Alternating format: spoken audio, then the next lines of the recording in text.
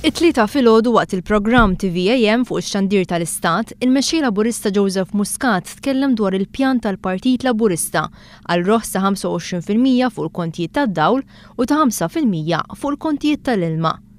Joseph Muscat qal li matul din il-kampanja elettorali il-Partit Laburista kien l-uniku partit li ppreżenta lill-poplu bi pjan dettaljat u bi skeda ċara ta' kif, b'kemm u meta se jorħsu l-kontijiet tad-dawl u l-ilma għall-familji u n-negozji.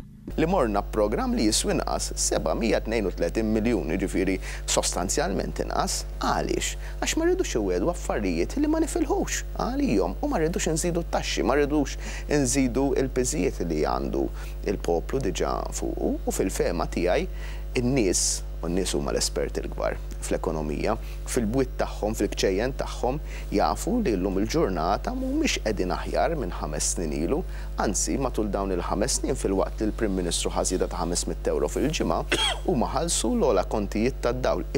Joseph Muscat fakkar fil-konklużjonijiet tal-Kummissjoni Ewropea li f'rapporti ppubblikat minnha kienet ċara u qalet li jekk il-Partit Nazzjonalista jerġa' jkun fil-Gvern, il-kontijiet tad-dawl jerġgħu jolew.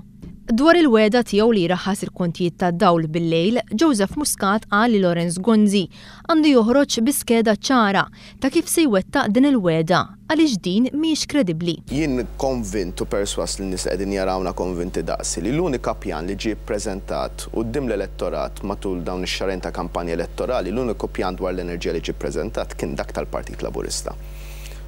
Kenna kritika qawwija matul dan l-4 snin.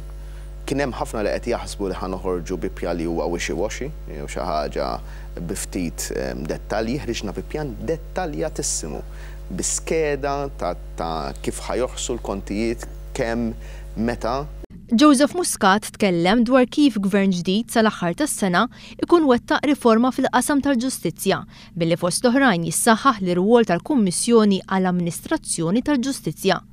Gvern ġdid sa qabel mal-Parlament ikun għalaq bil-vaganzi tas-sajf ikun neħħa l-preskrizzjoni minn fuq il-politiċi waqt li jkun daħħal il-liġi tal-whistleblower u tal-finanzjament tal-partiti. Minnaħa l-oħra l-pożizzjoni tal-Partit Nazzjonalista dwar it-tneħħija tal-preskrizzjoni minn fuq il-politiċi għadha mhux ċara għaliex Lorenz Gonzi l-ewwel qal li jaqbel magħha iżda ftit wara Simon Busuttil ħareġ isejħilha bħala gimmick. Il-mexxej Laburista tkellem ukoll dwar il-manifest elettorali li ppreżenta l-Partit Laburista u qal li dan huwa manifest li jiswa anqas minn dak tal-Partit Nazzjonalista għaliex il-Partit Laburista ma jridx wieħed affarijiet li l-pajjiż ma jiflaħx għalihom.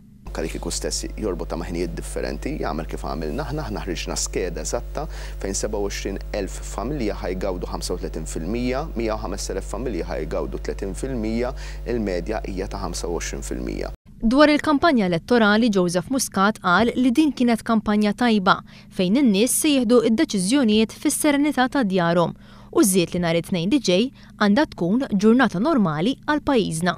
Kien garanti tas-sitwazzjoni ta' serħan il-moħħ f'dan il-pajjiż. Naf li hemm ammont bla preċedent ta' nies li qatt ma vvotaw il-Partit Laburista li ħajkun qed jivvotaw għall-ewwel darba lill Partit Laburista u nixtieq minn hawnhekk inserħilhom rashom.